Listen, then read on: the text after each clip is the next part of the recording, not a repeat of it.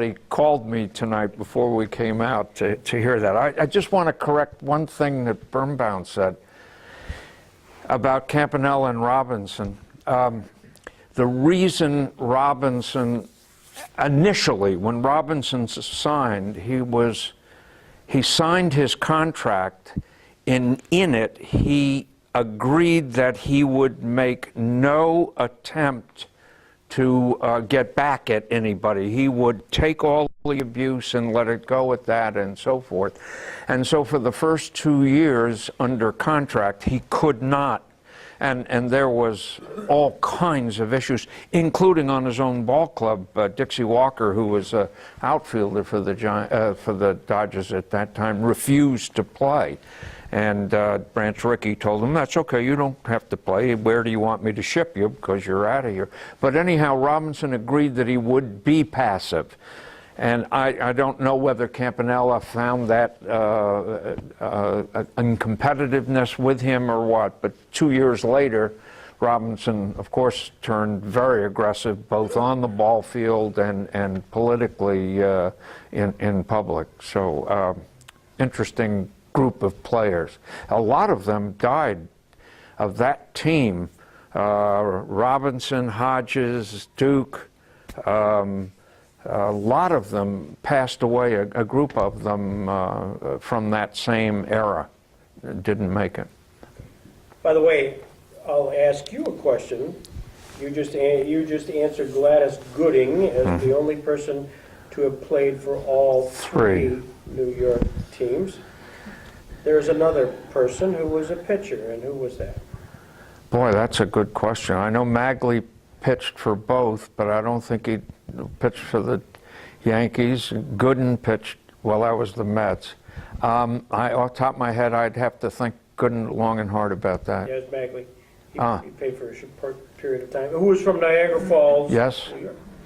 And just, I can't help, I got to pause. We've listened to a lot of the Bobby Thomson home run. And that's an iconic baseball call. I mean, that's still, you can listen to it 100 times and it sends chills if you're a baseball fan. And the question is, how do we actually have that call? We take it for granted now. ESPN, they document everything. The reality was, Russ Hodges was, for the Giants, was handling radio, and Ernie Harwell had the prime part television. Now we know there is no television call of that home run. That's been recorded, yeah. Tapes don't exist. They don't exist. Television, there's very few of them. I just showed one at the Jackson Center, Don Larson's Perfect Game. They actually found the film that they had sent to the Armed Forces Network. It's a long story. Anyways, the radio call, the reason it exists, to the chagrin of Ernie Harwell, I talked to him one time, because he thought, hey, I had the prime spot. I had the call, Yeah. you know, but nobody recorded it. He just didn't keep it. Well, there was a barber. There was a barber in Brooklyn who was listening to the broadcast, and he had a reel-to-reel recorder. And so he, for future listening for his wife who was working, he wanted to record it. So he recorded the radio, that's why it's got kind of that crackle to it, and he recorded it. Shortly thereafter, Gillette would put out at the end of the year the sports highlights. And there was sort of a general little piece in the Brooklyn Eagle that said, looking for anybody who might happen to have had. He had the tape. He sold the tape for $100 to Gillette. That's why we have that call. Well, I saw the game on television. I played hooky. I was not a healthy kid, having asthma and so forth. So whenever I needed a day off, I could tell my father, because my mother had gone to teach school already, and he said, I got to go. So of course for that game, especially after the 10-0 game the day before, I had to watch the last game. So I was home all alone watched television. I don't remember the call, And they keep saying that Thompson hit it into the lower deck. My recollection, and I was looking for it, is that he hit it off the facade at the Polo Grounds, which separated the lower deck from the upper deck. And I can vividly remembering it carrying off the facade and into the lower deck.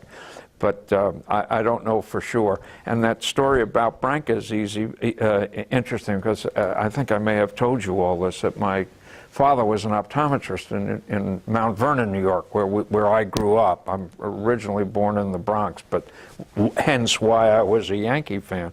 And Branca was a patient of my father's, and he never said anything to my dad, and my dad saw him quite a lot, as a matter of fact, about stealing the signs business. And I don't remember that coming out until much, much later, but it was quite a ball game.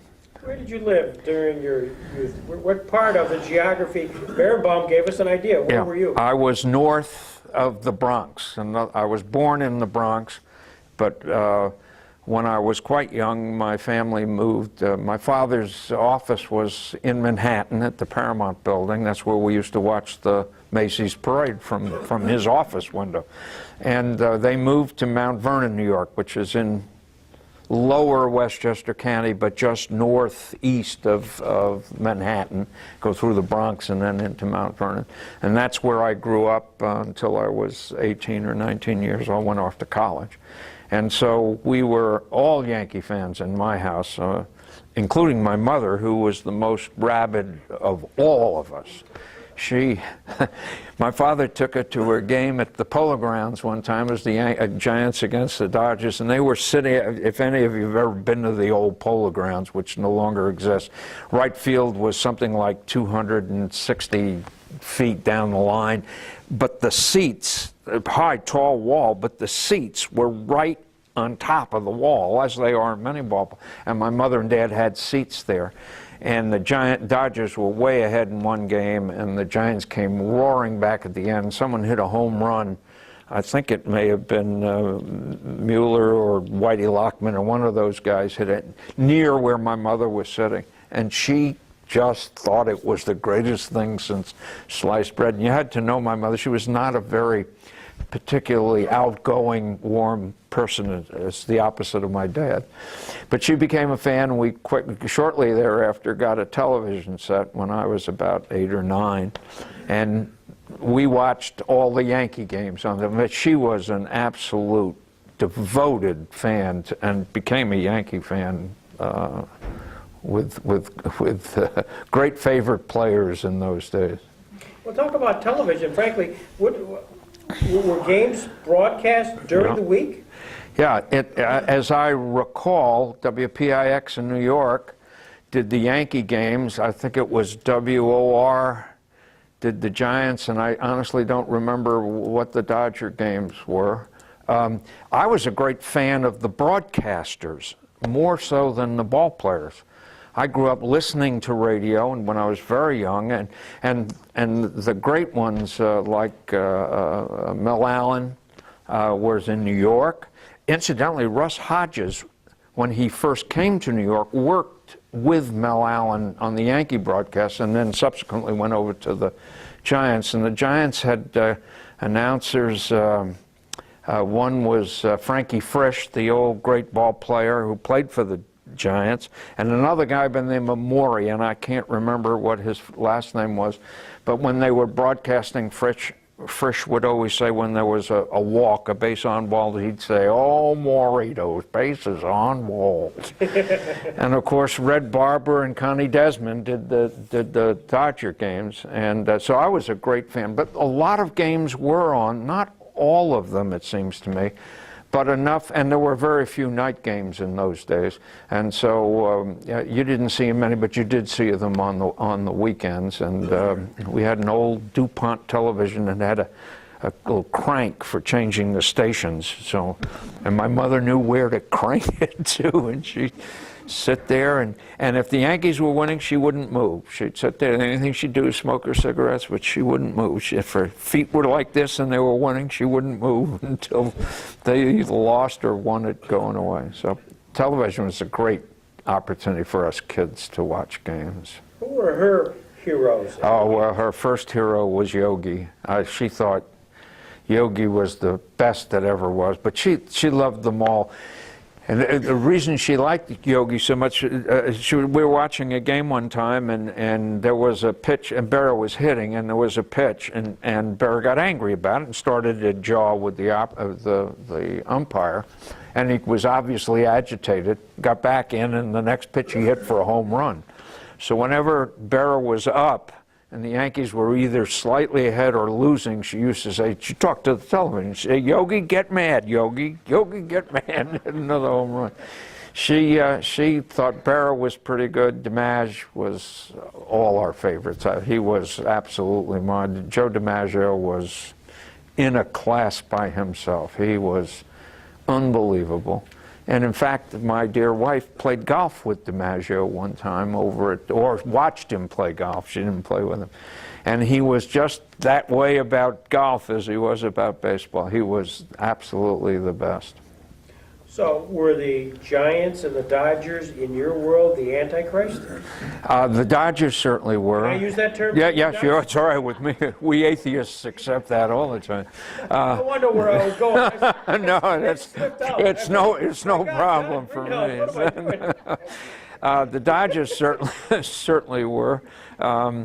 Giants were okay. We liked the Giants, but there was such a rivalry. You got to, even though I didn't particularly root for the Giants, if I had somebody else to root for, it was the Giants instead of the Dodgers. And of course, they had players and managers that switched back and forth. DeRocher managed both teams. Sal Magli pitched for both teams, and there was a great rivalry. And of course, the center field rivalry in New York was all anybody ever talked about, whether it was Duke or Willie or DiMaggio for a while, and then Mantle.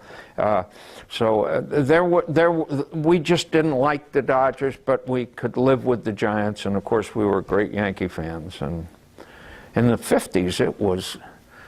I went off to college at 53, so from the mid-40s to the early 50s, the Yankees were, all three teams were. I've read some statistics recently. From 1950 to 1960, I think, 1949 to 1959, of the World Series winners, 8 of them came from New York. There were, in those times, 16 pennants. 9 or 10 most valuable players came out of those 3 teams, and until 2 of them left. So we rooted very hard for all 3 teams. It was a tragedy when they left New York. I still can't believe it after all these years. Can you close your eyes and describe Ebbets Field? Yeah, I wasn't much to Ebbets Field, not nearly as much as I was. It was a bandbox. My overriding thought of it is that you were literally on the field. The seats were up against the field. There was no, in right field, there was no seats because it was a big screen that went on to Bedford Avenue. Center field was a little bigger, but it was very small, only held about 32,000. You could fit 2 of them into Yankee Stadium. And you were very close to the field, totally opposite from the other 2 New York ballparks. Polo Grounds was huge. I mean, the center field area from back of second base all the way to the wall was the biggest I'd ever seen in a ballpark. And that's where Mays made that catch, was dead center field. And Yankee Stadium was a little closer. The problem with Yankee Stadium was it had all the posts in it, the pillars. It was very hard to see, and the mezzanine was set well back, but the stadium was the elite place. That's where the elite went to meet, Duffy's Tavern.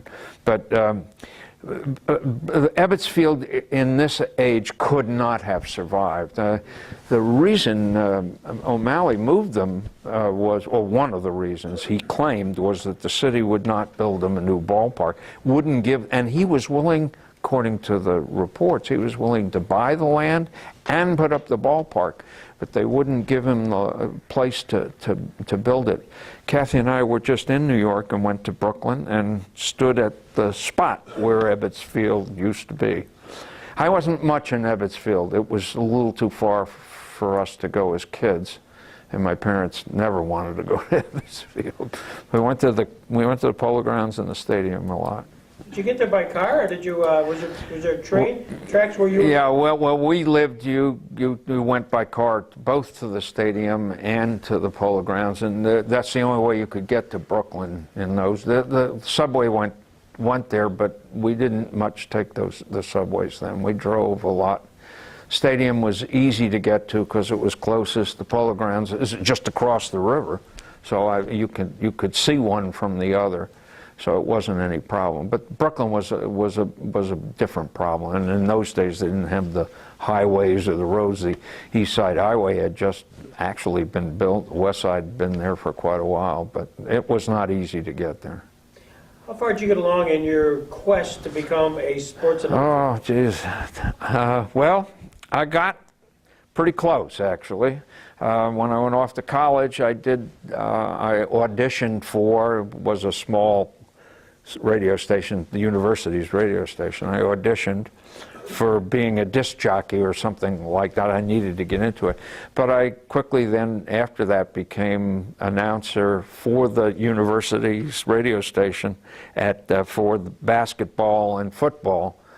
Baseball we didn't broadcast. We had some great baseball teams there back in the 50s, and in fact, 2 or 3 of them guys made it to the major leagues. Where'd you go to school? At the University of Vermont in Burlington. And we were a small college, about 4,000, and so it was easy. And then I got a chance to do the same thing with the local radio stations in Burlington. So I was a broadcaster for both the commercial radio station and the university. And then auditioned with the local station after I graduated, or before I graduated, or as I was graduating, because that's really what I wanted to do. And one thing or another, they thought my accent was way too much from New York. I said, but I've been doing games for you guys for 3 years. Well, that's not the only thing we want you to do. You know, that's only part-time, and we have a lot. Anyway, it didn't work out, and so I gave it up at that point. Well, you're in a good company, because our beloved Jim Roselli started off as a sports announcer doing Jamestown Falcons games, and he broadcast Frank Larry and Frank Bowling and those guys of that ilk, and it didn't work for him, and so two of you guys are in good company. Yeah. Well, it was a good company, but never quite made it. Let me just tie up one quick question. When you said you worked for a Burlington radio company, station rather, did Cy Goldman own that station? If so, I didn't know him when I was there, so I wasn't aware of it if he did. Well, he owned one of the stations there, and the serendipity would have been too good. You rooted for the Yankees. You nevertheless, the mystique that you saw here, the Michael Berenbaum, virtually perspiring with the excitement about the Dodgers. Can you identify with that? Oh God, yeah. Oh yeah, for sure. I was sick when the Yankees lost. I mean, it was a personal problem for me. I couldn't deal with it. And I can remember games. Really, no problem. Almost all of 1947, the last game of the season, Yankees Red Sox playing for the pennant. I can remember that game as if it were yesterday, almost pitch by pitch, and even who played and who pitched and who hit. The game opened with Rizzuto hitting a triple, and they scored a run. It was 1-0 through 7 innings or 8 innings. But I can relate completely to what he's describing. So 1947, Bill Bevins is a pitch away from getting the first no-hitter. Yeah. Were you watching that? I didn't. No, I wasn't watching it. I must have been in school for a change or something. Believe me, I'd have been watching it if I could have. Wasn't there. But I heard it, and Lavagetto. You just knew he was going to have a trouble because he was very wild that day. I think he walked 6 or 8, 4 or 5, whatever it was. Barrick was that was early in his career. He wasn't a great catcher. They were stealing on him all day long. You just had the sense that he was not going to bring it home, and sure he didn't. And Lavagetto I just knew he was going to get a hit. I was sick over it, but not as sick as I was over the '55 World Series. We were by that time I was in college, and we were all crammed in the fraternity house watching the game.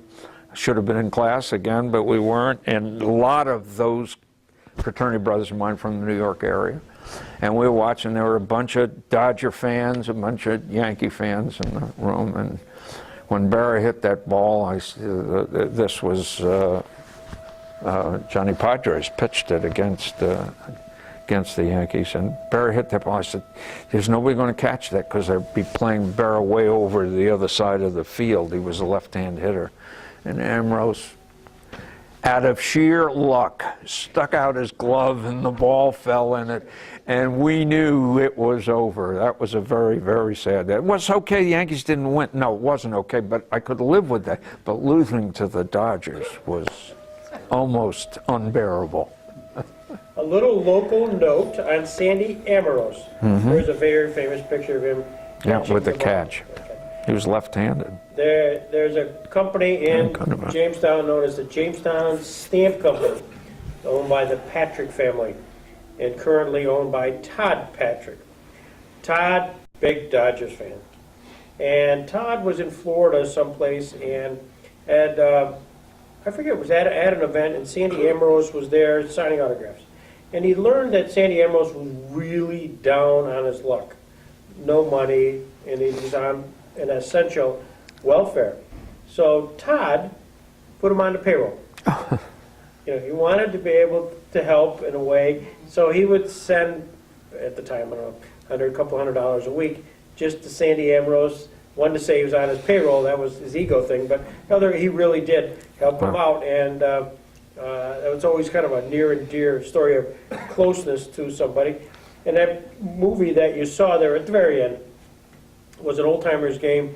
That's a whole story in a whole 2 hours. But I was there in the dugout during the old-timers game, and there was Randy Jackson, Carl Erskine, Sandy Ambrose, Al Magley, Pee Wee Reese, Branca, the whole bit. And a more gracious guy was your buddy Sandy Ambrose. Yeah. Did the Giants, I build up. That's why these people came to hear the answer to the question which I put in my email, was you were going to answer Willie, Duke, and Mickey. Who?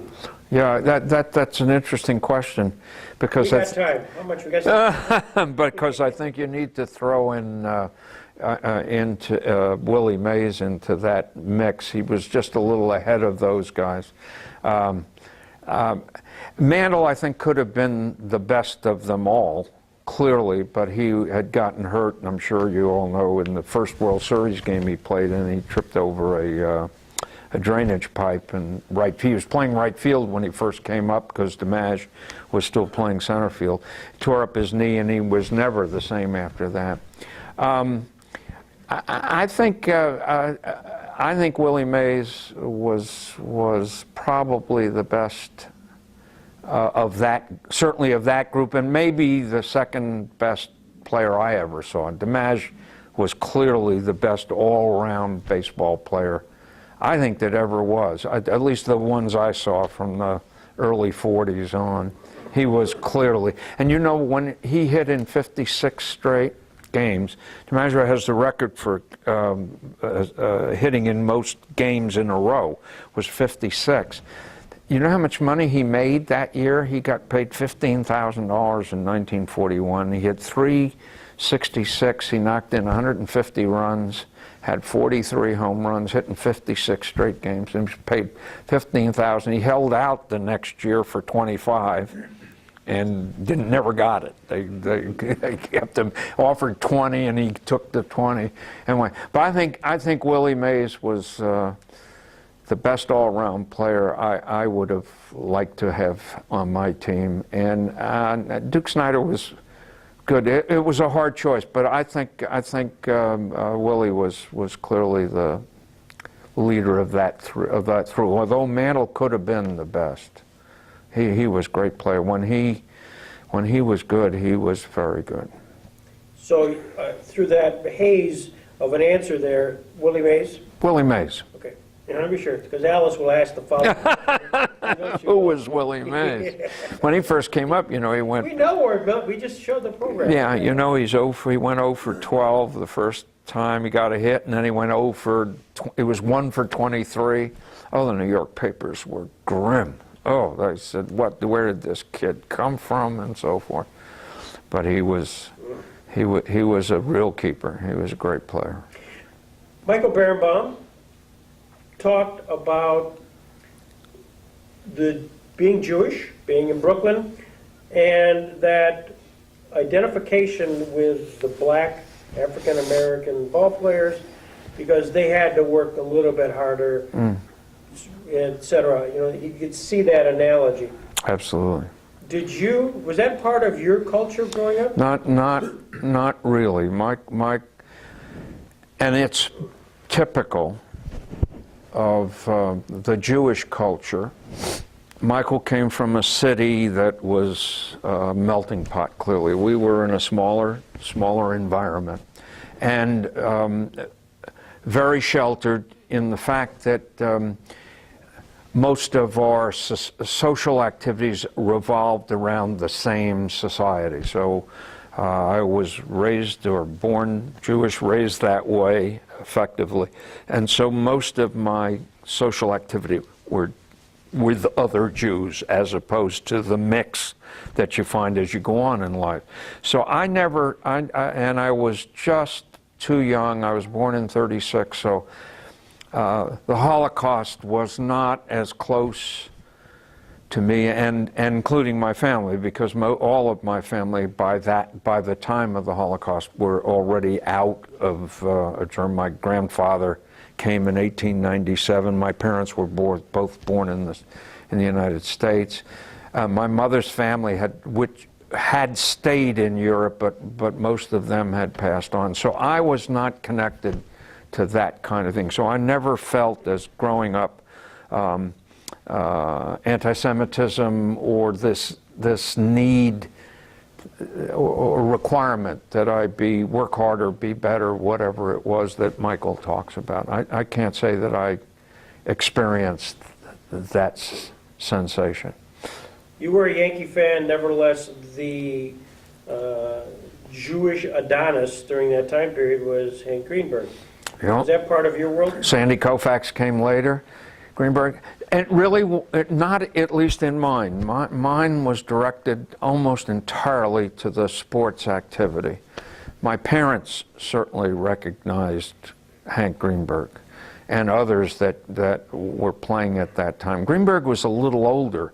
When the war came out, Greenberg had already retired or gone out of the military and was called right back in, but he was a little older than most of the others that wound up in the military. He went back in, but I think he played a year or two after that, but when he came back, but not very long.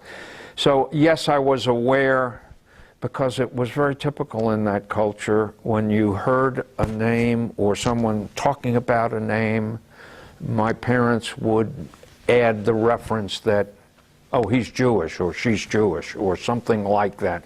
So you were aware, I was aware of it, but not in the same sense. Culturally, I guess was in another generation from my parents. But I sure understand Birnbaum's reaction to it. You wax nostalgic about those time periods in New York City? Oh yeah, I do. We were just in New York. It's still the greatest city in the world, and once you master the bus system and the subways, thanks to my dear bride, because I didn't remember it from being my childhood, New York is still a wonderful place, and it's a shame that there aren't 3 baseball teams there. And people still talk about it. I mean, especially from my generation, because I was right in the middle of that when they moved, and it was very sad times. And the Mets never, ever took over for that. There are rabid Mets fans, but nothing like there was with the Giants and Dodgers. I mean, it was fistfights over it. I mean, really. Switching gears completely, Don, you've become so entrenched here at Chautauqua. How did Don Greenhouse get affiliated with Chautauqua? How'd you find out about this place? Well, we lived in just east of here, about 150 miles for a number of years in a place called Canandaigua, New York, one of the Finger Lakes, and had somehow or another heard about Chautauqua over the years and a little bit about it, so we had some knowledge, but it's like most other people who come here. We came an off-season weekend. Kathy and I drove up one day. I thought it was close enough we could drive here and turn around and drive back. It turned out it was a little further than that. And we just walked around here. It was an October day. It was beautiful. Walked down to the lake and just tried to get a feel for it and decided, well, we'll come for a weekend during the season. And so we came for a long weekend, Friday to Monday or Tuesday. And the first lecture we went to at the amphitheater there was a week on religion. And of all the people to be exposed to a week on religion, I said, what in the world are we doing here? And I can't remember who the lecturer was, but the crux of the lecture was about mainstream religions and how they better get caught up in what's going on in the world or they're going to get left somewhere in Cleveland. And I said, whoa, this is really interesting, and right down to... So like everybody, we stayed for that weekend, loved it, and came for a week the following year, and then 2 weeks, and then pretty soon we were looking for a place for 4 weeks, and we're having trouble, and got tired of finding a new place to live every year, rent. So some friend of ours was going to rehab one of these houses and asked us if we'd like to own half of it, and we said we would, and we...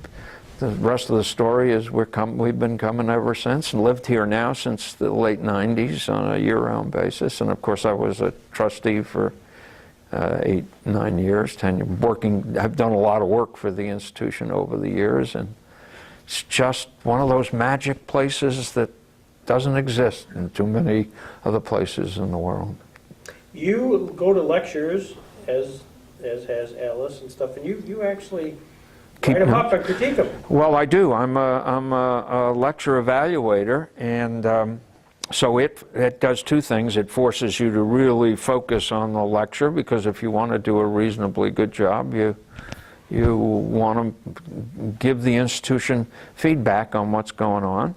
So I do, and I don't miss very many unless I'm out of town for one reason or another. And Alice used to sit right in front of us, because we sit in essentially the same seat every day for every activity over there. We're creatures of habit, I guess. And so yes, I do. I paid a lot of attention to it. And we go to the 2 o'clock lectures, the Department of Religion lectures every day as well. So we're fully immersed in Chautauqua. 5 best lectures you've heard. Oh boy. Oh boy, that's hard. I can't remember them from morning till afternoon, let alone the 5 best. I'd have to really give that. All right, give a couple. I mean, one you said, I can't believe I gave this guy 5 stars or whatever. Yeah, it's just trying to remember the subject and the person that give this up. Really, I wish I could give you anyone. The Ken Burns lectures were very, very good.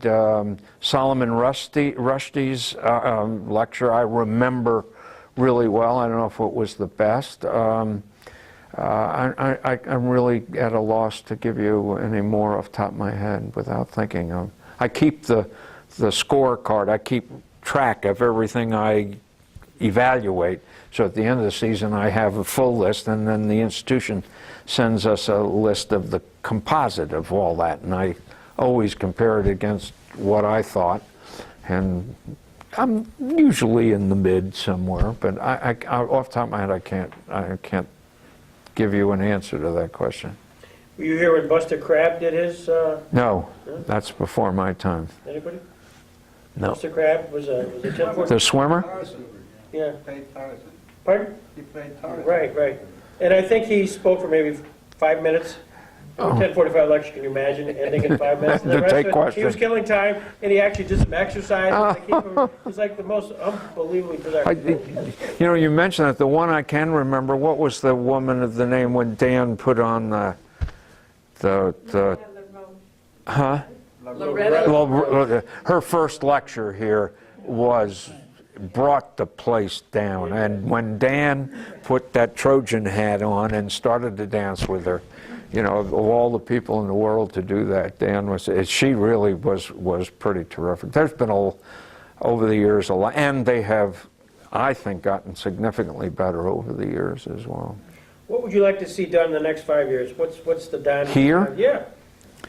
Well, that's a hard question. I'd like the opera to be allowed to go back to more than the 2 productions that they're still doing.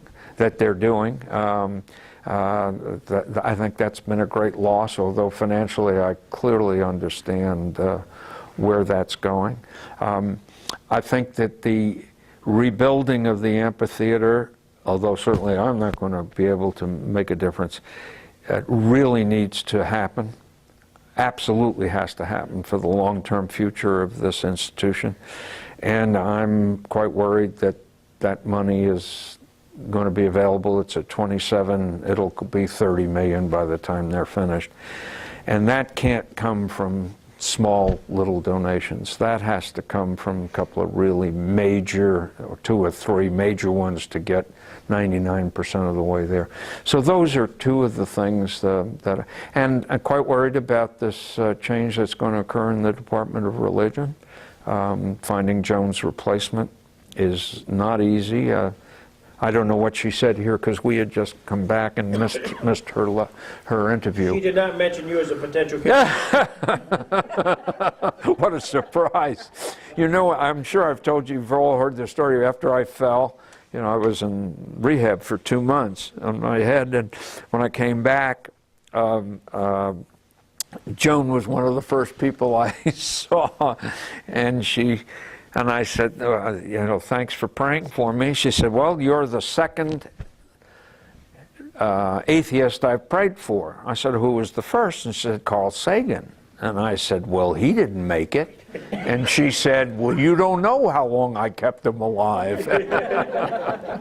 So Joan and I have had a great relationship. She had dinner with us a couple of weeks ago, and she's just terrific. So I am worried about how the institution is going to make that transition. It's a real serious one. And I understand they had somebody lined up or ready to go, or thought they had ready to go, who had to bail out at the last minute. So I don't know where that stands at this point, but a major issue that's going to have to be dealt with. Questions for Don about anything. Yeah. This is a chance. When did box scoring start? My Bo- dad taught me how to do Oh, keep that box that score. goes back, I'm sure, almost to the beginning of baseball. It used to be that baseball was broadcast over a ticker tape, and what would happen is the announcer would be picking it up, and then he or she would have to make up what was going. They had a bat and a something to bang it on so they could play all those games. So I'm sure it began before that time. My dad was a great scorekeeper, not on television, but when he'd take me to the game, that's the first thing he would do is look for the scorecard. And Yeah, I used to keep, my dad asked me, Yeah. so he could go out and party, you know, with me, and I'd stay home. well, keeping score as an announcer, a broadcaster, whether it's I've never done baseball, but that's what I wanted to do. That was my love.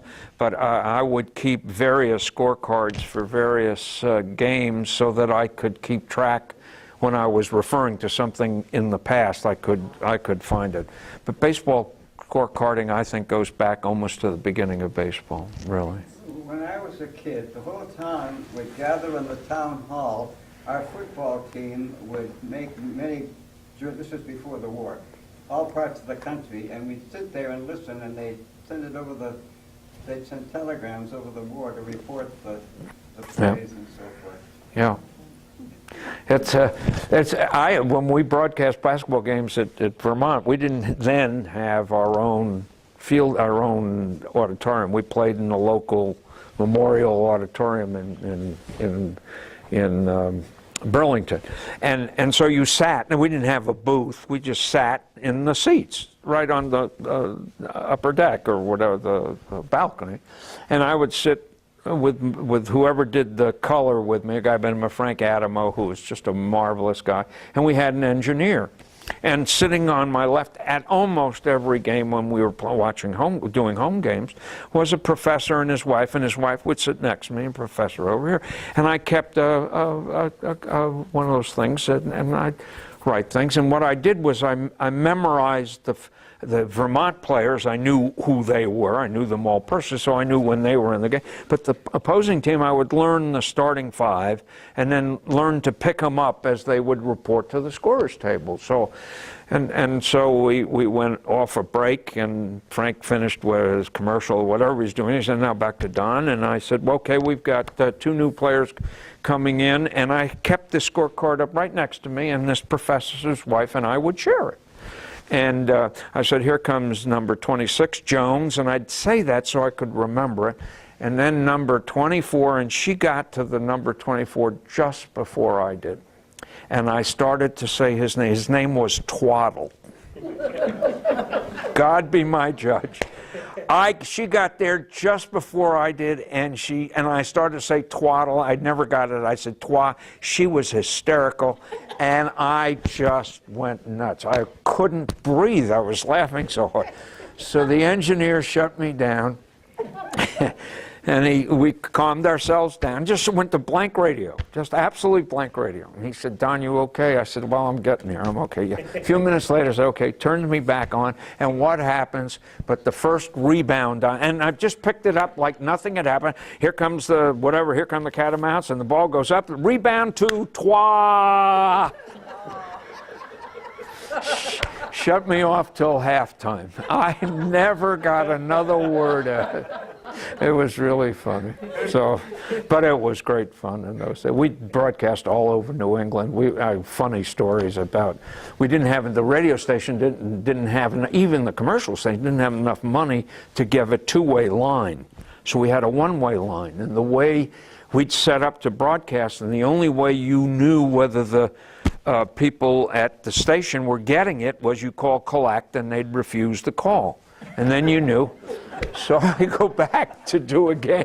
Really, it was high tech. Bill and I were talking about high tech before. It was very high tech. So we're doing this broadcast. It was somewhere in Springfield, Massachusetts. I'll never forget. And my former wife, who was then, we weren't married then, but she would listen to my broadcasts all the time. She didn't know what the hell was going on, but she'd listen to them anyway. And so it came broadcast time. And we're doing this great game, and I'm in rare form, and we're going like hell. And I get home that night, and I said, how'd you like the broadcast? She said, were you okay? I was scared to death something had happened to you. I said, what? Because all they did was play music all the time and kept saying,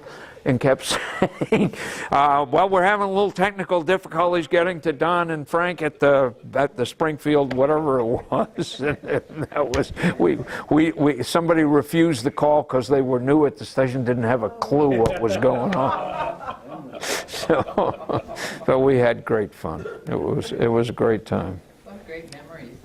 I'm sorry? What great memories. Oh, geez. So when you were watching games back then on TV, I'm sorry. when you're watching games on TV back in the 50s, what was the camera setup like? Now there's a dozen cameras. Oh, yeah, there was 2 cameras. You were lucky to get 2 cameras, and the announcers were from radio, and they didn't have enough sense or recognize that they didn't need to do play-by-play. Doing play-by-play baseball, there's only 2 great announcers, and there's a lot of them have been in the hall. But Mel Allen was one of the greats, but the best of all time was Red Barber, broadcast the Brooklyn games. He was in a class by himself. You could listen to Red Barber on the radio, and you knew exactly what was going on. When he translated to television, he was always pretty good because he knew enough not to talk. But with 2 cameras, they're trying to capture everything, and they weren't really able to. And so they would do play-by-play instead of letting the action show. we were kids out in Jersey, and we had a guy down the block, an engineer named Franklin, and he had 2 kids. And he built himself the first television set. It was a round thing. Oh, really? It was about 10 feet long, and wires. And he'd get all these kids in the cellar, and he'd turn on all the lights, Yeah. and he'd run around and then go through all the patterns, and he'd say, it'll be okay, and he'd run around back and do something. And then what they put on was ball games, and they were broadcasting the games, and somebody would say, it's a hit, and you'd watch, and the camera would search wildly, and it'd come up on some guy scratching his head out in right Yeah. field, nothing to do Yeah, with the play yeah, at all. yeah. Yeah, well, they didn't have the ability to step back and take in the field. And they tried to capture the flight of the ball instead of trying to, We'd watch about 10 minutes and say, thank you, Mr. President. yeah. It was great, though. Baseball, because we didn't live too far from the stadium. I had an uncle that had an office on the Grand Concourse. Stadium's at 161st Street and River Avenue, and the concourse is just 2 blocks up. And I had an uncle that had an office in the Grand Concourse, so we'd go up to there and walk down to the stadium. And it was it was great to go, but the first game the last game not last, one of the games I remember was right after the war. It was either 46 or 47, and the Yankees playing the Red Sox in a night game at the stadium, the old stadium, and they were having a home run hitting contest before the game. DiMaggio, Henrik, and Keller, I think, were hitting for the Yankees, and Ted Williams, who was the best pure hitter I ever saw. Oh, God, was he great. Williams, Vern Stevens, and somebody else for the... There were 73,000 people packed in the stadium. There was a loud standing room then in those days. I couldn't believe that I was there. I just thought it was the great... At night, it was a night... It was the first night game I'd ever seen. It was just beautiful. The field is gorgeous, and all these people screaming and yelling. It was quite a thrill. Do you remember the first time walking down that runway and then Oh, voila, the bright green? It's just not anything you can describe when you walk into a ballpark. It really is. And the old ballparks, you were really close. The new ones, I haven't been to too many, but the one in Baltimore is a nice ballpark. And Washington, the Washington ballpark, some friends of ours took us to the game when we were in Washington last year, and it's okay. You're pretty close to the field. I'll test your memory. You talked about Willie, Mickey, and the Duke, and that was certainly very important. But, Yeah. More critical, do you remember the beer sponsors for each of the 3? Of course. It was Ballantine beer for the Yankees. The Giants, I got to think about that. The Dodgers were, as I remember, were cigarettes. Schaefer beer. Yes. Schaefer beer, which was brewed in Brooklyn. And the Giants, I have to think about that. Who the? Russ Hodges, Frankie Frisch, what the hell? How about Knickerbocker? Yeah, Knickerbocker beer, sure. Very good. Yeah, yeah. And then the Dodgers had Old Golds, because Barbara Red used to say it's an Old Goldie. Right? Yeah. Slide the pack of cigarettes. Yeah, he was sitting in the catbird seat and all that stuff. Oh, God, yeah. That was why I was addicted to baseball. It was more important to me than school by a long shot. Yeah. Trouble with youth is it's wasted on the young, and that's exactly my problem. So anyway, but I loved baseball. Gave it up, and when it was the 16 teams, I could relate to it. In fact, I was thinking today, what were the 16 teams? I remembered all 16 of them. It took me a while to remember Cincinnati, but I remembered them all. And then they played the whole season, and the winners got to play the World Series. It wasn't this playoff nonsense. And if you won the world pennant, you went to the World Series. It's great fun. What's your final word here, Don? Final word is you all come back to talk with us summer, because it's going to be a great summer. And I've been to a couple of games at the Jamestown team. We've had a lot of fun. So if you get a chance to get out and see minor league baseball, it's really great. There's an interesting statistic. Before the war, there were something like 12,000 minor league players, or 8,000 minor league players. 7,000 of them were drafted in the war, and of the baseball there were 650. Of those, 340 were drafted.